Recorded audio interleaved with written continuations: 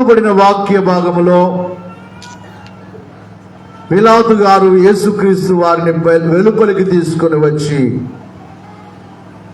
ఇదిగో ఈ మనుష్యుడు అని ప్రజలతో ఇదిగో ఈ మనుష్యుడు. అందుకు మునుపు వారు చూసినప్పుడు ప్రభుని గురించి తాను తెలియజేస్తూ, ఈయన యందు ఏ నేరము నాకు కనబడలేదు అని. ఆ పై వచనాల్లో 2వ వచనము నుండి చూచినప్పుడు, సైనికులు ముళ్ళతో కిరీటమును అల్లి ఆయన తల మీద పెట్టి ఊదా రంగు వస్త్రము ఆయనకు తొడిగించి ఆయన యొద్దకు వచ్చి, యూదుల రాజా శుభమని చెప్పి ఆయనను అరచేతులతో కొట్టిరి. పిలాతు మరలా వెలుపలికి వచ్చి, ఇదిగో పిలాతు గారు అంటున్నారు, ఈయన యందు ఏ దోషమును నాకు కనబడలేదని చెప్పి మీకు తెలియనట్లు ఈయనను మీ వద్దకు వెలుపలికి తీసుకొని వచ్చుచున్నానని వారితో అనెను. ఆ ముళ్ళ కిరీటమును ఊదారంగు వస్త్రమును ధరించిన వాడై యేసు వెలుపలికి రాగా పిలాతు ఇదిగో ఈ మనుష్యుడు అని వారితో చెప్పెను. చాలు, వినాలి. ఎవరు తిరగొద్దు, కూర్చోండి, చిన్నపిల్లలు కూర్చోండి. చదువుబడిన వాక్య భాగములో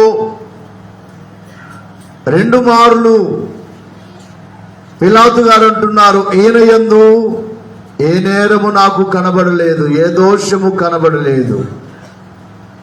ఇదిగో ఈ మనుష్యుడు అని ఆ మాట బైబిల్లో ఆ ప్రత్యేకముగా ఆ మాట అక్షరాలు కొంచెం పెద్దగా, అందరి బైబిల్లో అలాగే ఉందా? నా బైబిల్లో ఆ మాటల్ని కొంచెం పెద్ద అక్షరాలతో రాశారు. ఏమని? ఇదిగో ఈ మనుష్యుడు అనే మాట. చూసుకోండి ఒకసారి, ఈ బైబిల్లో ఉందమ్మా? ఇదిగో ఈ మనుష్యుడు అనే మాట పెద్ద అక్షరాలతో రాయబడింది అక్కడ. అంటే ఈ మనుష్యుడు అనగా అసలైన మనుష్యుడు ఎలాగుంటాడో ఒక అసలైన మనుషుడుగా యేసుక్రీస్తు వారు కనబడుతున్నారు. దైవజనుడు పద్యములో పాడుచు అన్నారు, అసలైన దేవుడు అసలైన నరుడుగా మనకై భూమికై వచ్చెనెవరు? అసలైన దేవుడు, అసలైన నరుడు. ఒక నరుడు లేక ఒక మనిషి ఎలాగుండాలో ఆ మనిషి యొక్క లక్షణములు యేసుక్రీస్తు వారిలో కనబడుచున్నాయి. మనుష్యుడు అనగా అర్థం ఏమిటంటే మానవత్వము కలిగిన వాడు. మానవత్వం, మనిషిలో 3 తత్వాలు ఉంటాయి. ఒకటి మానవత్వము. మొదటిగా చెప్పాలంటే మొదటిది దైవత్వము. దేవునిలో ఉన్న తత్వం ఉంటుంది మానవునిలో. రెండవదిగా మానవత్వము, మనిషిగా బ్రతకడం, మంచిని మంచి అనడం, చెడును చెడు అనడం. మానవత్వము కలిగిన ప్రతివారు కూడా మంచిగానే ఉంటారు. దైవత్వము కలిగిన వారు ఇంకా దేవుని స్వరూపం వలె వారిని చూడగానే వారిలో దేవుడు ఉన్నారు అన్నట్లుగా దైవత్వము కలిగిన వారు ఉంటారు. 3వ తత్వం ఏమిటంటే రాక్షస తత్వము. చాలా మందిలో ఏ తత్వం ఉంటుందంటే రాక్షస తత్వము. మంచిని కూడా చెడు అంటారు. మంచిని చెడుగా భావించేవారు, వారు మంచిని అర్థము చేసుకోలేరు. వారిలో ఉన్న తత్వము రాక్షసుల్లాగా ప్రవర్తిస్తారు. కనుక మానవుడు ఈ లోకములో మానవత్వము లేకుండా బ్రతుకుచున్నాడు. అయితే ఇక్కడ పిలాతు అంటున్నాడు, ఈ మనుష్యుడు యేసుక్రీస్తు అనే మనుష్యుడు ఎవరు అంటే ఓ మంచి తత్వము కలిగిన వారు. ఈయన మాటలో ఏ నేరము లేదు. ఈయనను చూస్తూ ఉంటే ఈయన యందు ఏ నేరమో కనబడలేదు. అసలైన మనుష్యుడు. అందుకే యేసుక్రీస్తు వారిని గూర్చి, ఆయన పవిత్రతను గూర్చి, ఆయన పరిశుద్ధతను గూర్చి బైబిల్ మనకు కొన్ని మాటలు తెలియజేస్తూ ఉంది. దేవుని యొక్క వాక్యములో చూచినట్లయితే మత్తయి సువార్త 27వ అధ్యాయం 19వ వచనములో, మత్తయి సువార్త 27వ అధ్యాయం 19వ వచనములో, ఆయనను అప్పగించినని అతడు ఎరిగి ఉండెను. అతడు న్యాయపీఠం మీద కూర్చుండి ఉన్నప్పుడు అతని భార్య అనగా పిలాతు గారి భార్య, నీవు ఆ నీతిమంతుని జోలికి పోవద్దు, నీ ముందు నిలబడిన ఆయన ఎవరు అంటే నీతివంతుడు, ఆయన జోలికి నీ పోవద్దు. ఈ ప్రొద్దు ఆ నీతివంతుడు అయిన యేసుక్రీస్తు వారి జోలికి నీవు పోవద్దు. ఈ ప్రొద్దు ఆయనను గూర్చి నేను కలలో మిక్కిలి బాధపడితిని అనే మాట ఒక ఉత్తరము రాసి తన భర్తకు పంపించి, యేసుక్రీస్తు వారు నీతివంతుడు అని పోయిన 2 వారాల క్రిందట కూడా మీకు చెప్పడం జరిగింది. ఆయన నీతివంతుడని పిలాతు భార్య సాక్ష్యం చెప్పింది. ఆయనలో ఏ నేరము లేదని పిలాతు గారు సాక్ష్యం చెప్పారు. డబ్బుకు వెండి నాణెములకు ఆశపడి అమ్మివేసిన ఇస్కరియోతు యూదు కూడా ఆ వెండి నాణాలు దేవాలయములో పారవేసి, నేను నిరపరాధి రక్తమును అప్పగించి పాపము చేశాను, ఆయన నిరపరాధి అని ఇస్కరియోతు యూదా కూడా ఒప్పుకున్నాడు. అక్కడ కుడివైపున్న దొంగ అతను కూడా సాక్ష్యం చెబుతున్నాడు, ఈయనలో ఏ నేరము లేదు అని. ఆయనను సిలువకు వేయడానికి ఒక అధికారిగా ఉన్న శతాధిపతి కూడా సాక్ష్యం చెబుతున్నాడు, నిజముగా ఈ మనుషుడు నీతివంతుడై ఉన్నాడు.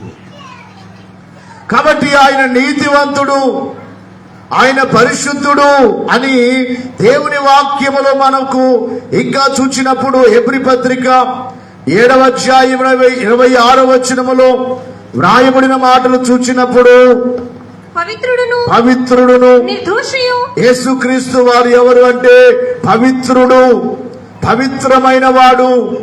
రెండవదిగా నిర్దోషియు, ఏ విధమైన దోషము లేనివాడు.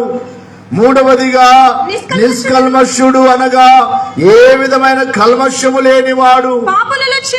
పాపులలో చేరక ప్రత్యేకముగా ఉన్నవాడు. పాపలోకానికి వచ్చిన, పాపుల మధ్యలో ఉన్నా, పాపుల మధ్యలో తిరిగినా, పాపులు వచ్చి ఆయన ముట్టుకున్నా, పాపులను ఆయన ముట్టుకున్నా, ఏ పాపమంటని వాడు పవిత్రుడు, నిర్దోషి, నిష్కల్మషుడు, పాపులలో చేరక ప్రత్యేకముగా ఉన్నవాడు, ఆకాశ మండలము కంటే మిక్కిలి హెచ్చైన వాడునైనా ఎట్టి ప్రధాన యాజకుడు మనకు సరిపోయిన వాడు. ఆయన పవిత్రుడు అని, నిర్దోషి అని, నిష్కల్మషుడని బైబిల్ మనకు సాక్ష్యం చెబుతుంది. నిజమే ఆయన పరిశుద్ధుడు, ఆయన నీతివంతుడు. ఓ మనిషి భూమి మీద ఎలా బ్రతకాలో అది యేసుక్రీస్తు వారిలో మాత్రమే కనబడుతుంది. ఎందుకు ఈ మనుష్యుడు అని పిలాతు చూపిస్తూ ఉన్నారు అంటే, మనుషులందరూ మనుషులుగా లేరు, పేరుకు మనుషులుగా ఉన్నారు గాని మానవత్వము లేని మనుషులుగా బ్రతుకుచున్నారు. మానవత్వము లేని వారుగా, మనిషి తత్వము లేని వారుగా బ్రతుకుచున్నారు. మనిషికి వ్యతిరేకులుగా బ్రతుకుచున్నారు. చెడుకు స్నేహితులుగా బ్రతుకుచున్నారు. అందుకనే ఈ మనుష్యుడు ప్రత్యేకమైన వాడు అని మరలా వారి ముందుకు తీసుకుని వచ్చి పిలాతు చెబుతున్నాడు, ఇదిగో ఈ మనుష్యుడు. మనుషులు ఎలా ఉన్నారు బైబిల్ మనకు తెలియజేస్తున్న సత్యం ఏమిటంటే, రోమా పత్రిక 3వ అధ్యాయము 23వ వచనములో మనుషులు ఏ రీతిగా ఉన్నారు? ఏ భేదమును లేదు. ఏ భేదమును లేదు. అందరూ పాపము చేసి అందరును పాపము చేసి దేవుడు అనుగ్రహించు మహిమను పొందలేకపోవచ్చున్నారు. అదే అధ్యాయం 11వ వచనంలో కూడా నీతిమంతుడు లేడు, ఒక్కడును లేడు, గ్రహించువాడు వాడు ఒక్కడును లేడు, దేవుని వెదకువారు ఎవడును లేడు. అందరును త్రోవ త్రప్పి ఏకముగా పనికి మాలిన వారై ఉన్నారు. మేలు చేయువాడు లేడు, ఒక్కడైనను లేడు. బైబిల్ చెప్పుచున్న సత్యం ఏమిటంటే నీతివంతుడు లేడు, ఒక్కడును లేడు. మేలు చేయువాడు లేడు, ఒక్కడును లేడు. త్రోవ త్రప్పి తిరుగుచున్నారు, మంచి మార్గములో నడవటలేదు. ఏ భేదము లేదు, అనగా కుల భేదము లేదు, భాషా భేదము లేదు. మనుషులందరూ పాపులే, మనుషులందరూ పాపము చేసేవారు అని దేవుని వాక్యము మనకు తెలియచేస్తూ ఉండగా, ఏ పాపము ఎరుగని వారు ఎవరు ఈ లోకములో అంటే జడ్జి గారు చెబుతున్నారు, ఇదిగో ఈ మనుష్యుడు. ఈ మనుష్యుని యందు ఏ నేరము లేదు, ఈయన యందు ఏ నేరము లేదు. ఈయన నిజముగా ఒక మంచి మనసు కలిగిన వారు అని ప్రభుని గూర్చి సాక్ష్యం చెబుతున్నారు. మనుషులను గూర్చి బైబిల్ ఇంకా చెప్పే మాట ఏమిటంటే పాపులు అని మనకు తెలియచేస్తుంది. అయితే మనుషులందరూ పశుప్రాయులుగా ఉన్నారు. అంటే పశువు యొక్క స్వభావము కలిగిన వారు ఉన్నారు కొందరు, అందరూ కాదు. అందుకే కొంతమంది అంటుంటారు వాడికంటే పశువు మేలు అంటుంటారు, పశువులాగా ప్రవర్తిస్తున్నాడు అంటుంటారు. బైబిల్లో వ్రాయబడిన మాట యెషయా గ్రంథం 1వ అధ్యాయం 3వ వచనములో, యెషయా గ్రంథం 1వ అధ్యాయము, ఎద్దు తన కామాందుని ఎరుగును, గాడిద సొంతవాని తోటి దారి తెలుసుకొనును. ఇశ్రాయేలునకు తెలివి లేదు, నా జనులు యోచింపరు. పాపిష్టి జనమా, దోషభరితమైన ప్రజలారా, దుష్ట సంతానమా, చెరుపు చేయు పిల్లలారా, మీకు శ్రమ. వారు యెహోవాను విసర్జించి ఉన్నారు. చాలు. ఇశ్రాయేలు పరిశుద్ధ దేవుణ్ణి దూషింతురు, ఆయనను విడిచి తొలగిపోయి ఉన్నారు. అనగా పశువులలో కూడా కొంత మంచి లక్షణం ఉంటుందేమో, అంతకంటే ఘోరం అని చెప్తున్నాడు ఇక్కడ. ఎద్దులను ఎక్కడ బయటికి వదిలిపెట్టినా సాయంకాలం కాగానే యజమానుంటికి వస్తాయా రావా? మాట్లాడలేదు. ఎద్దులు యజమానుని గుర్తిస్తాయా లేదా? ఎద్దు తన కామాందు నెరుగు. ఒక కాడి అలా పట్టుకోగానే ఎద్దులు వచ్చేస్తాయి కాడి దగ్గరికి. ఎందుకు? తన యజమానునికి ఏదో పని ఉంది. తన యజమానుడెవడో ఎద్దులు గుర్తించగలుగుతున్నాయి. గాడిదల్ని ఎక్కడ వదిలిపెట్టినా సాయంకాలం కాగానే తన యజమానుని తన ఇంటికి వెళ్ళిపోతాయట. అంటే ఇక్కడ మనిషి ఎంతటి ఘోరంగా ఉన్నాడు అంటే ఎద్దు కంటే గాడిద కంటే ఘోరమైన స్వభావము కలిగిన వాడు. పశుప్రాయులుగా, పశువు స్వభావము కలిగిన వారుగా, పశువులైనా కొన్నిసార్లు వాటి యొక్క యజమానులు గౌరవిస్తున్నాయేమో, యజమానుడైన సృష్టికర్త అయిన దేవుని విడిచి, ఈ లోకమంతటిని కలుగు చేసిన దేవుడు, ఈ భూమిని కలుగు చేసిన దేవుడు, ఈ ఆకాశాన్ని కలుగు చేసిన దేవుడు, సూర్య చంద్ర నక్షత్రాలను కలుగు చేసిన సృష్టికర్త అయిన దేవుని విడిచి త్రోవ త్రప్పిపోయి ఉన్నారు అని దేవుని వాక్యము మనకు తెలియజేస్తుంది. కీర్తనల గ్రంథము 73వ సంకీర్తన 22వ వచనములో ఇక్కడ కీర్తనకారుడు అంటున్నాడు, నేను తెలివి లేని పశుప్రాయుడనైతిని అని అంటున్నాడు. తెలివి లేని వాడను నేను. భక్తుడైన దావీదు అంటున్నాడు, తెలివి లేని పశుప్రాయుడనైతిని, నీ సన్నిధిని మృగము వంటి వాడనైతిని. నాలో మృగ స్వభావం ఉన్నదయ్యా. నేను పశువు స్వభావాన్ని కలిగి ఉన్నాను, పశుప్రాయుడనై ఉన్నాను,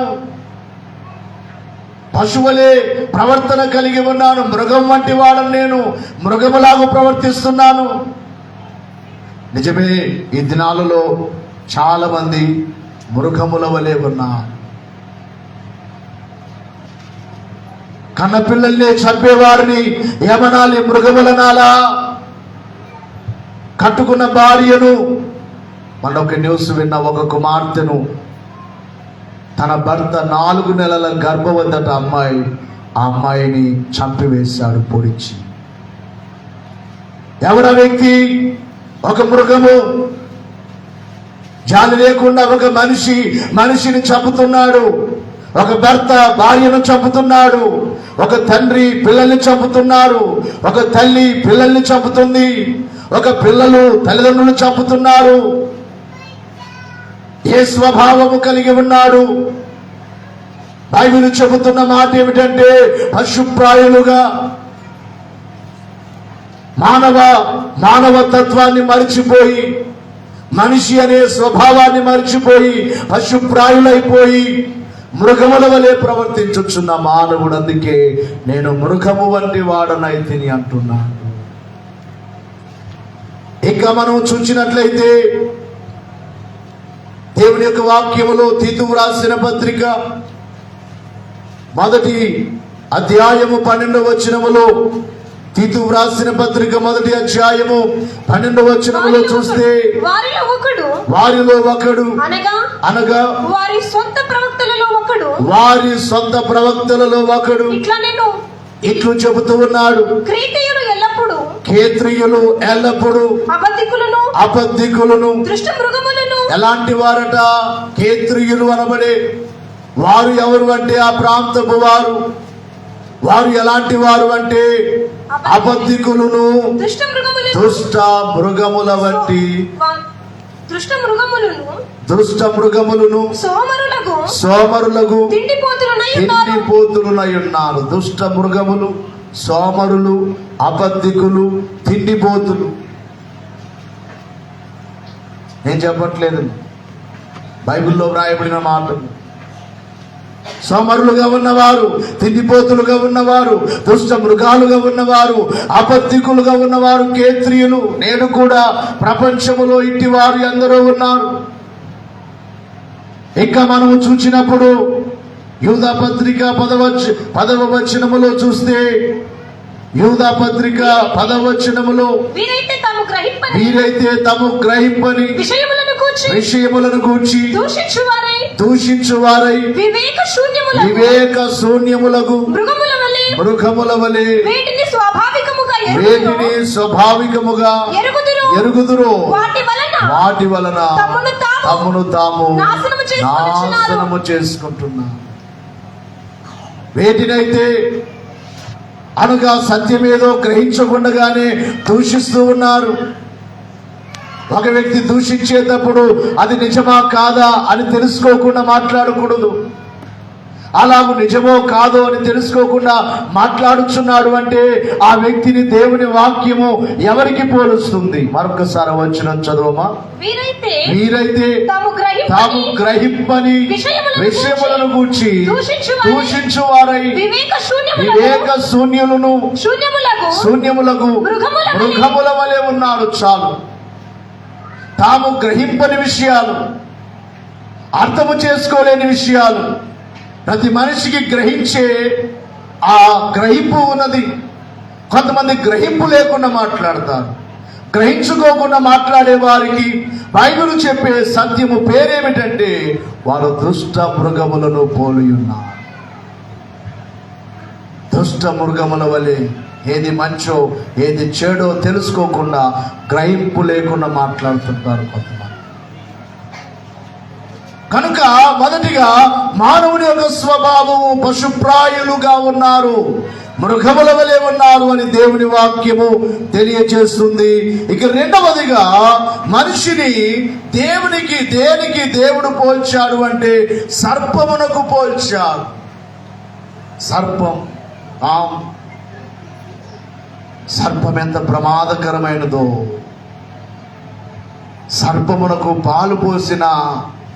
పాలు పోసి పెంచిన పాలు పోసిన వ్యక్తినే కాటు వేసే స్వభావము సర్పము యొక్క స్వభావం.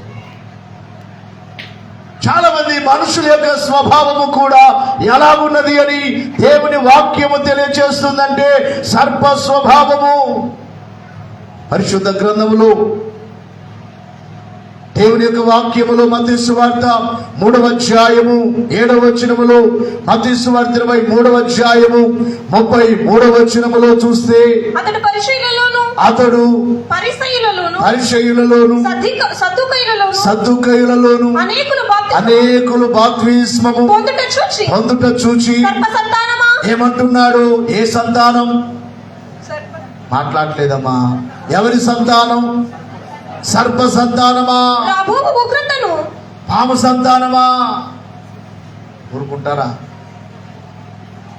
ఎంత మాట! యోహాన్ ఎంత మాట అంటున్నాడు? శాస్త్రుని పరిశీలన ఎంత మాట అంటున్నాడు? సర్ప సంతానమా, రాబోవు ఉగ్రతను తప్పించుకోవడానికి మీకు బుద్ధి చెప్పిన వాడెవడు? మీరు సర్ప సంతానం.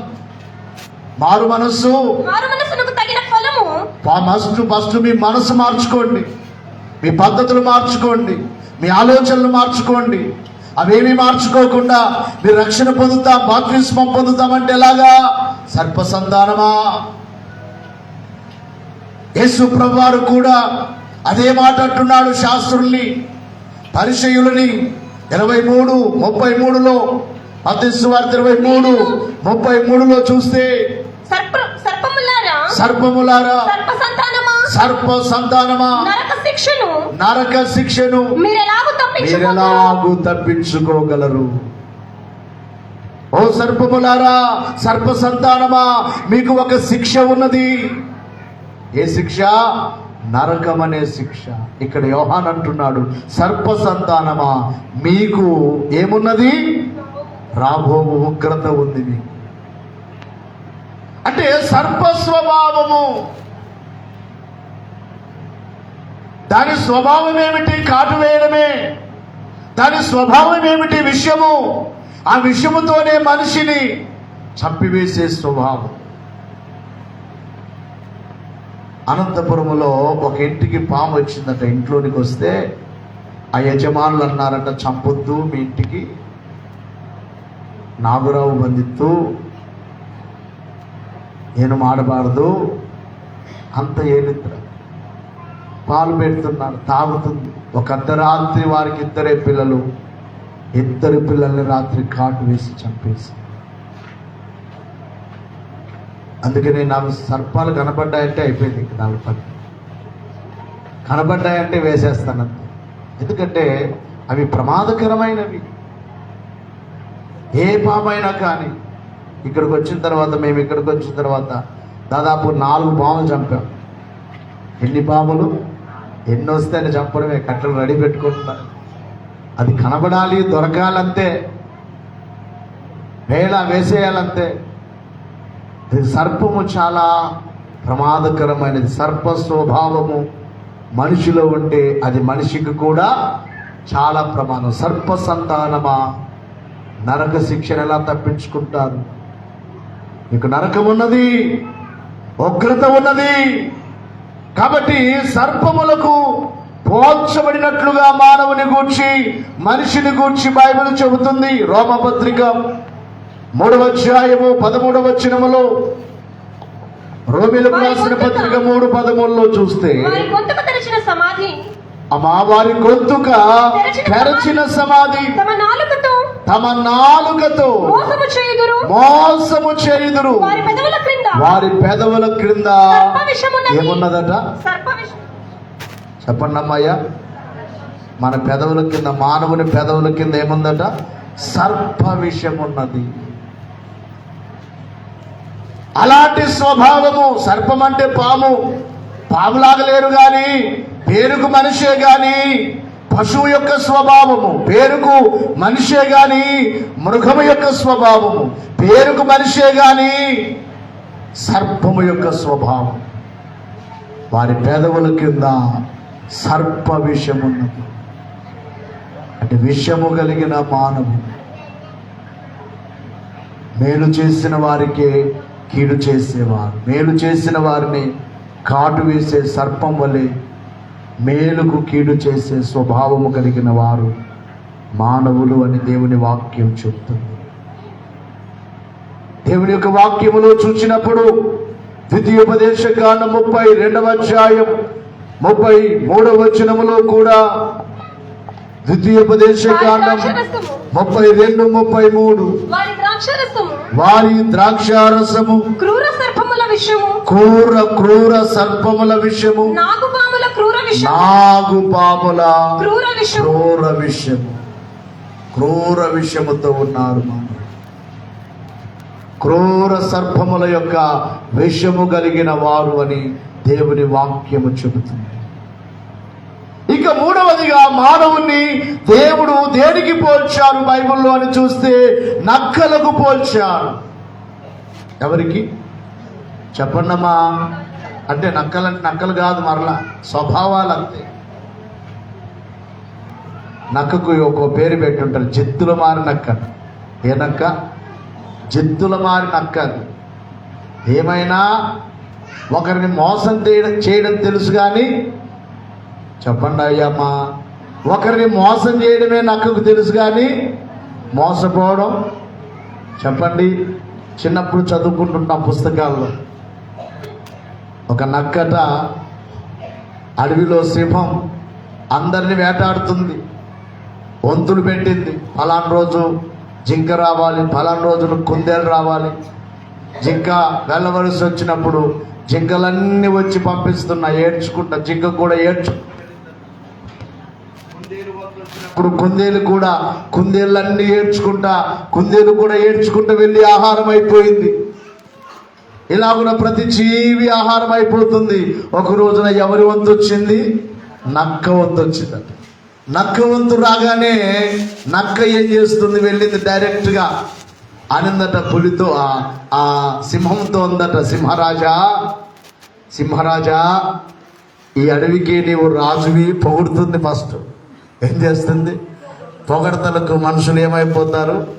చెట్టు ఎక్కుతారు, కింద పడతామని తెలియదు. పొగిడారంటే అయిపోయింది. పొగిడితే ఎవరైనా పడిపోతారు, అవునా కాదా? పొగిడితే ఎవరైనా, స్త్రీలైనా పురుషులైనా పొగిడారనుకోండి, ఇక పైన కూర్చుంటారు. ఇంకా ఫస్ట్ పొగడం ప్రారంభించింది నక్క. మహారాజా నీవు అడవికే రాజు అయ్యా, ఇలాంటి రాజు లేడు అని మాట్లాడుతూ, కథలు చెప్పొద్దు, నాకు ఆకలేస్తుంది, రా ఫస్ట్ తినేస్తానంటే, హిందువులు ఎంత తొందర ఎందుకు రాజా? ఈ అడవికి ఇంకొకడు వచ్చాడు నీలాంటి వాడు, నాకు బాధేస్తుంది. నీవే రాజుగా ఉంటే ఇంకొకడు వచ్చి నేను రాజు అంటున్నాడు. ఫస్ట్ వాడి సంగతి ఏంటో చూసుకో, తర్వాత నన్ను తిందుకుంటుందట. నేనేం వద్దనట్లేదు, నీవు నన్ను తినొద్దనట్లేదు. నేను నీకు ఆహారం ఈరోజు నా వంతే వచ్చింది, ఏమైనా నీకు ఆహారం అయిపోతా. ఫస్ట్ ఇంకొకడు వచ్చాడు చూసుకో, వాడు నేను రాజుని అంటున్నాడు, నీవు రాజుగా ఉండగా వాడు రాజుని అంటున్నాడు అని చెప్పిందట. సింహానికి ఏమొచ్చింది? చెప్పండి అయ్యా అమ్మా, నేను రాజుగా ఉండగా ఇంకొకటి ఎవరు రాజు? పదరా నక్క చూపిస్తుంది. వాడి సంగతి చెప్తా, ఫస్ట్ వాడిని చంపేసిన తర్వాత నిన్ను తింటా, పదరా. సరే రాబావా అని చెప్పి ముందు వెళుతుందట నక్క. వెళ్ళి అప్పట్లో బావులు ఉండేవి, రౌండ్గా బావులు, అంత రాతితో కట్టడం.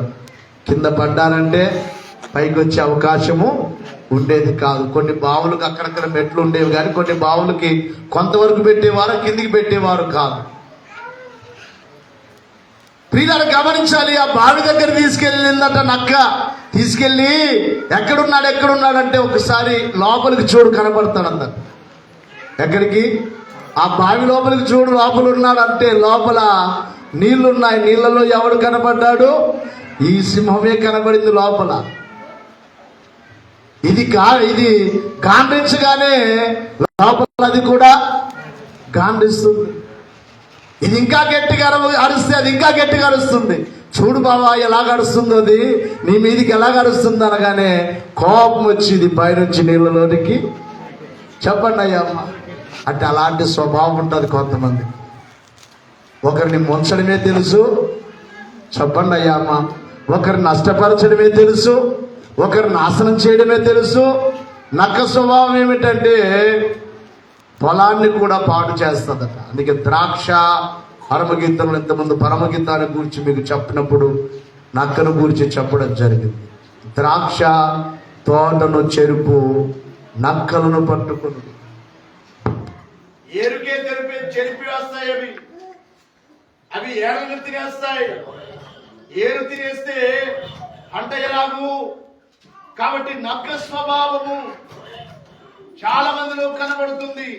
యేసుక్రీస్తు వారు ఒక రోజున హేరోదు రాజును గూర్చి ఏమంటున్నాడు? లూకా సువార్త 13వ అధ్యాయం 32వ వచనములో ఆయన వారిని చూచి మీరు వెళ్ళి ఆ నక్కతో ఇలాగ చెప్పుడి, ఆ నక్కతో ఇలాగ చెప్పుడి, ఇదిగో నేడును రేపును నేను దయ్యములను వెళ్ళగొట్టుచు రోగులను రోగులను స్వస్థతపరచుచు ఉండి మూడవ దినమున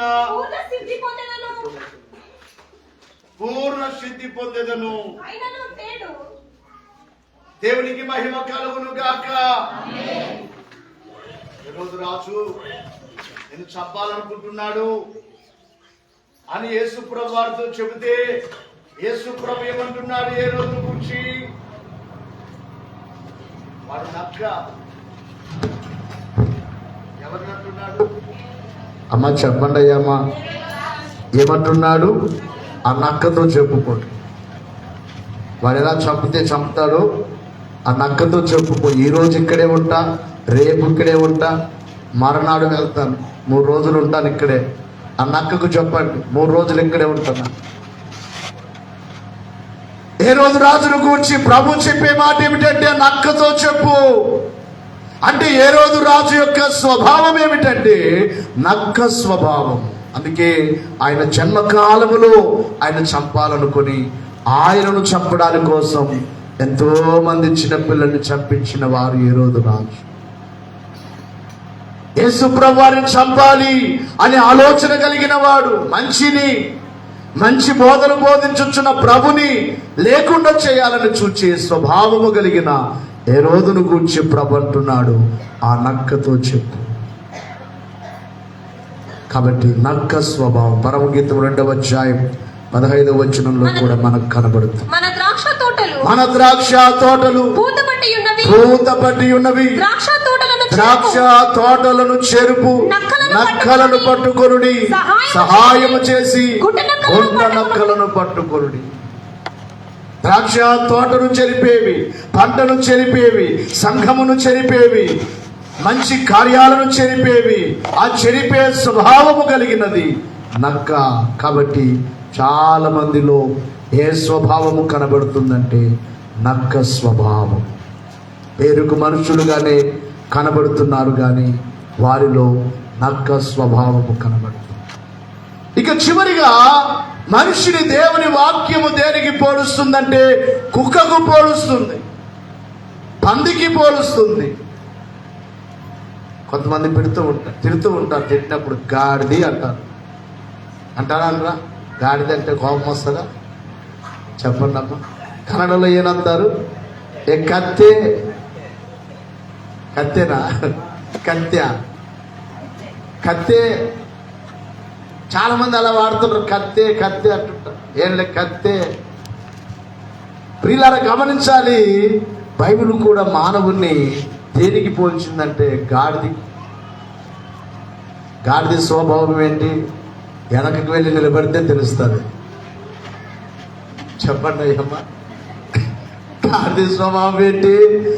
వెనక్కి వెళ్ళి నిలబడ్డాం అనుకోండి, ఊపి ఒక తన్నేస్తుంది అనమాట. దానికి మనం ముందు మేత పెట్టినా వెనక్కి వెళ్ళి నిలబడితే అయిపోయింది, తన్నేస్తుంది. చాలా ప్రమాదం. చిన్నప్పుడు గాడిదతో చిన్నపిల్లలు ఆడుకుంటూ తన్నించుకుంటుంటారు దాంతో. ఇప్పుడైతే అన్ని కరువు అయిపోతున్నాయి, గాడిదలు కరువు అయిపోతున్నాయి, పశువులు కరువు అయిపోతున్నాయి, అన్ని ఎవరిలోనికి వచ్చేస్తున్నాయి, మనుషుల్లోనికి వచ్చాయి స్వభావాలు. దేవుని యొక్క వాక్యములో చూసినప్పుడు మనిషిని దేవుడు దేనికి పోలుస్తున్నాడు అని వాక్యములో చూసినప్పుడు లూకా సువార్త 13వ అధ్యాయము ఇందాక చదివాం కదా, ఆ సామెతల గ్రంథం 26వ అధ్యాయం 11వ వచనాన్ని చూద్దాం.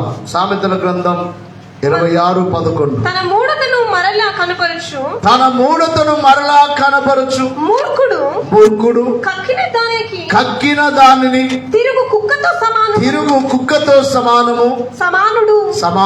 తన దృష్టికి జ్ఞానిననుకును వానిని 17వ వచనం కూడా చదవమ్మా. తనకు పట్టని జగడములను బట్టి రేగువాడు దాటిపోవచ్చున్న కుక్క చెవులు పట్టుకుని వానితో సమానం. ఈ రెండు చోట్ల మనిషిని దేవుడు దేనికి పోలుస్తున్నాడమ్మా? కుక్క స్వభావం ఏంటి? కడుపు నిండా తింటుంది, తిని మరలా ఏం చేస్తుంది? మాట్లాడలేదయ్యా, మా కుక్కలు చూడలేదు మీరు? కుక్కలు అస్సలు చూడని వాళ్ళలాగా ఉన్నారు మీరు, చూసారా లేదా? మాట్లాడలేదు, అంత తింటుంది, కడుపు నిండా ఉంటుందా పోతుందా అన్నట్టు తినేస్తుంది. తినేసి మరలా ఏం చేస్తుంది చెప్పండి అమ్మా? కక్కి ఏం చేస్తుంది? పక్కలో ఎవరైనా కక్కుతుంటేనే మనకి ఎలా ఉంటుంది? మనకు కూడా వచ్చేస్తుంది, అవునా కాదా? మన ప్రక్కలో ఎవరైనా వాంతి చేసుకుంటున్నారనుకమ్మా, అయ్యా అన్నం అరగక వారు వాంతి చేసుకుంటుంటే మన నోట్లో ఏమొచ్చేస్తాయి చెప్పండి? నీళ్ళు వచ్చేస్తాయి. ఇక మనకు కూడా వచ్చేసేటట్లు అయిపోతుంది పరిస్థితి. ఆ వాసన చూస్తే కొంతమంది కక్కితే కక్కు చావు కక్కేటప్పుడు చెవులు మూసిపెట్టాలంటారు, కొంత ఎక్కడికి కూడా వెళ్ళరు, అంత ఆ వాసన పడదు కొంతమంది. మరి అలాంటిది కుక్కట కక్కుతుంది, మరలా చెప్పండమ్మా తింటుంది, కక్కి మరలా తింటుంది. అంటే మనిషి కూడా ఈ చెడు నేను చేయనంటాడు, ఈ పాపము నాకు వద్దంటాడు, ఇది వద్దు అంటాడు, మరలా అదే చేస్తాడు. ఇది నేను చేయనంటాడు, మరలా చేస్తాడు. అంటే అర్థం ఏమిటి? వద్దన్నప్పుడల్లా ఏం చేస్తున్నాడు? మాట్లాడలేదు.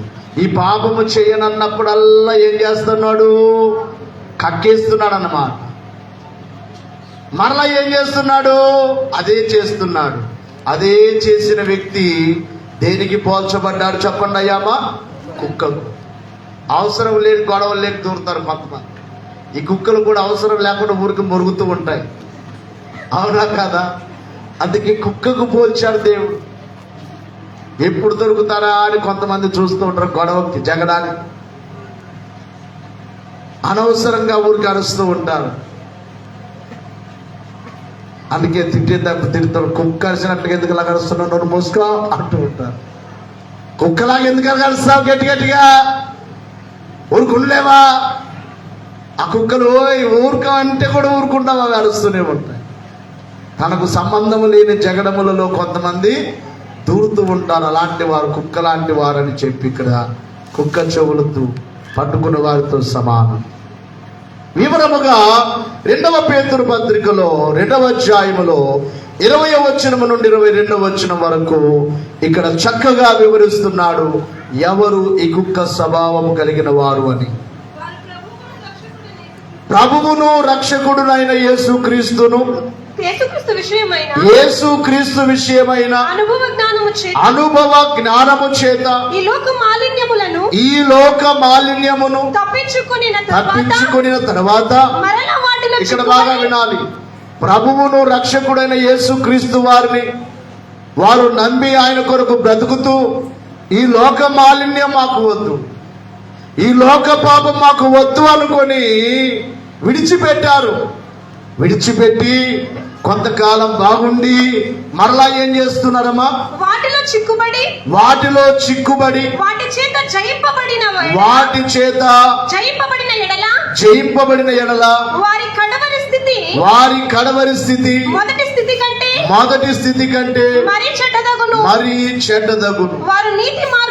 వారు నీతి మార్గమును అనుభవపూర్వకముగా తెలుసుకొని బాగా వినాలి. నీతి మార్గాన్ని తెలుసుకొని, ఓ మంచి మార్గాన్ని తెలుసుకొని తమకు అప్పగింపబడిన పరిశుద్ధమైన ఆజ్ఞ నుండి తొలగిపోవుట కంటే ఆ మార్గము అనుభవపూర్వకముగా తెలియకయుండుటయే వారికి మేలు.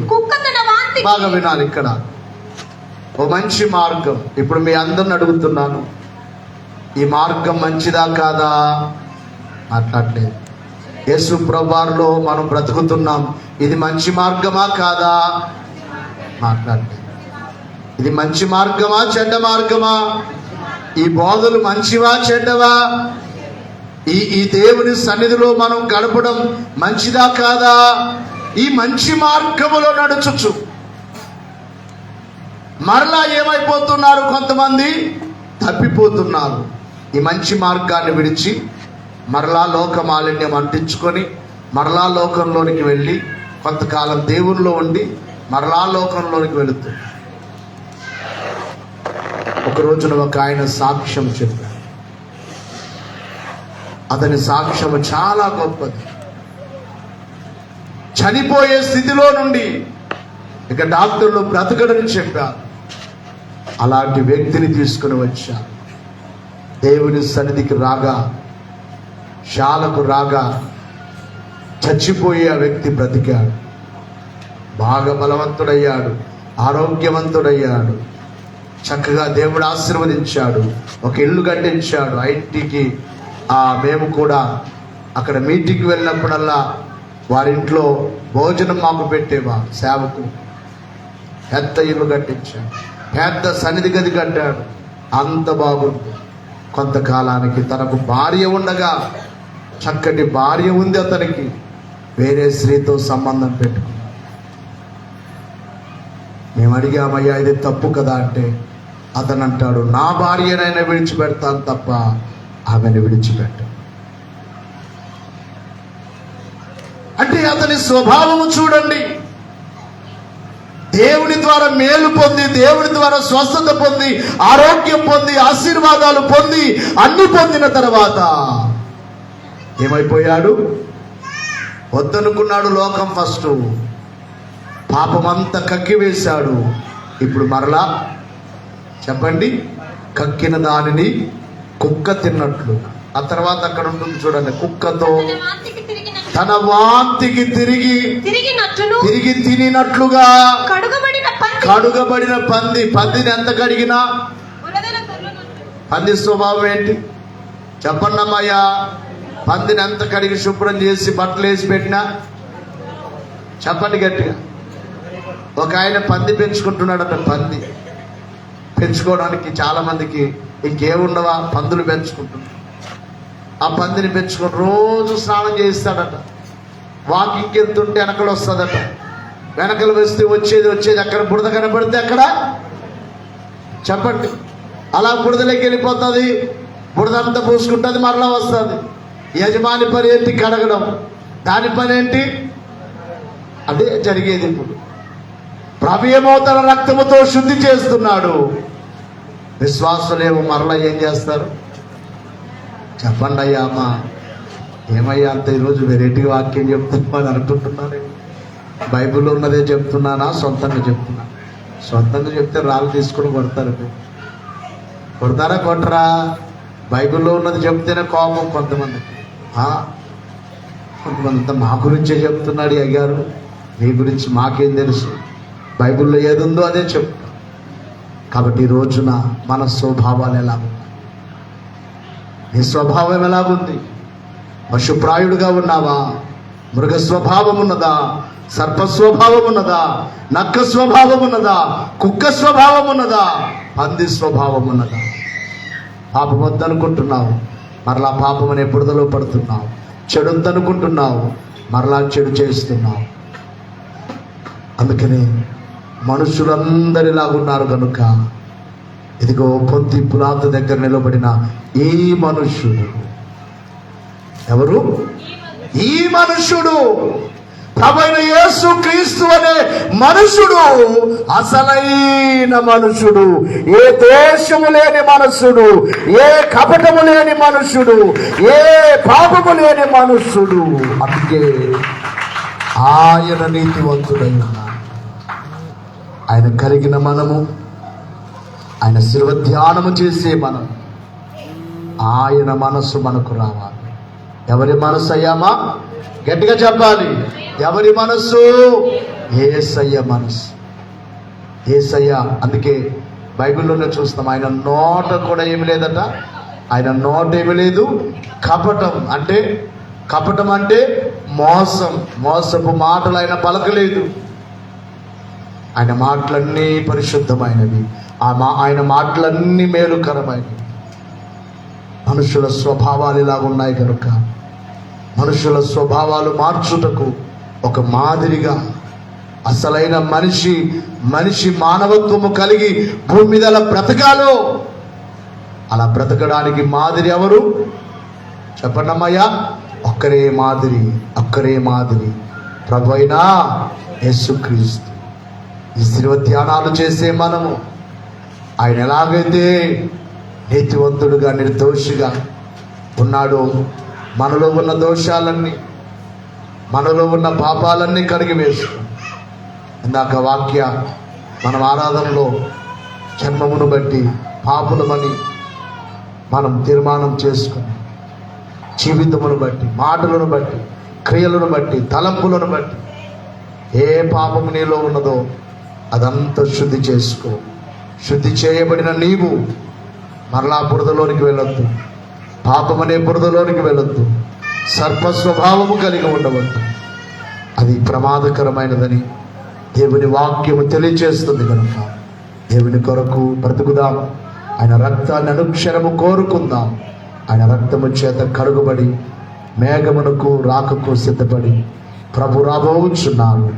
ఆయన రాకకు సిద్ధపడి మేఘమెక్కుదాం. అట్టి వాక్యము దేవుడు మనకెల్లరకు అనుగ్రహించును గాక. అందరూ మోకరిద్దాం.